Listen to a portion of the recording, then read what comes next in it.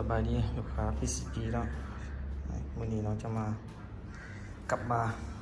ถ่ายคลิปให้พี่น้องไม่รู้จักว่าสิน้องมีเครื่องตัวนี้เนาะวันนี้จะมามีตัว MC เนาะฟักต่อ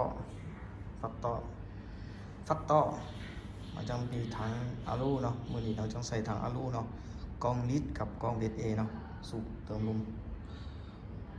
ลูกปืนเนาะแบบนี้จะเป็น MC เนาะกองลิตโกเวลี่ถังอลูมิเนียมจะมีขอบเราสีทองเด้อเราอยู่ข้างในอีกที800เนาะอันนี้ก็ตัวฟักเตอร์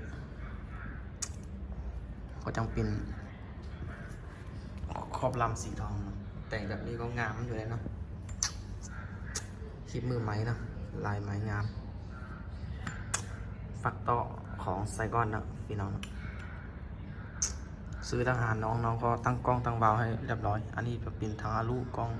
เบสเอนะตามนี้จะเป็นคลิปมือจางกล้องลิโกเบลี่เนาะ3x12 3 ลบ 12 คูณ 42เด้อคอนแจ้งนะคลิปมือจางขอบลำก็เป็นสีทองเนาะเก็บเสียงสีทองเราอยู่ข้างในก็อีกที800นะถังอาลูกุนตัดนะอันนี้ก็แฟกตอร์ก็สีทองถังอาลูกุนตัด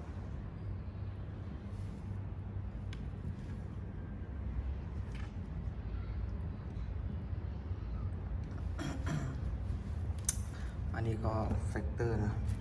สร้างกองเบสเอแต่ว่าอันนี้น้องใส่เปล่าโมบิอาเนาะ16 แบนโมบิอาเนาะเปล่าของเยอรมันนะพอแต่งเนาะเดี๋ยวก็ใส่ถังอาลูเหมือนกันค่าซื้อปืนทางน้องทุนน้องครับประกันทุกอย่างเนาะซื้อปืน1 กระบอกก็ได้แถมสูบอันหนึ่งเนาะลูกปืน1 กับเนาะตามไปเลย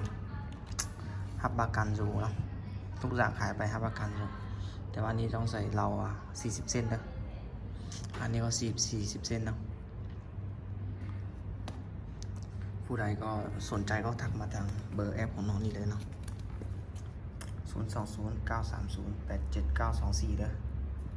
ทักมาเลย อันนี้ก็มาจังค่าใส่ทางลูกกล้องเบสเอนี่ชุดหนึ่งมันจังสู่ที่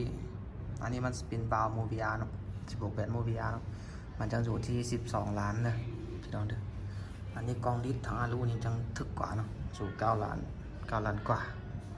นิดนึงใครจะหูจักราคา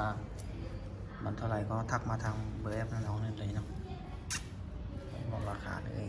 ขายเครื่องปิดเครื่องใส่ก่อนหมดเด้อเครื่องตอนนี้มีฟอร์มสูงอยู่เด้อซื้อก็ตั้งกล้องตั้งเบาให้เรียบร้อยเลยนะ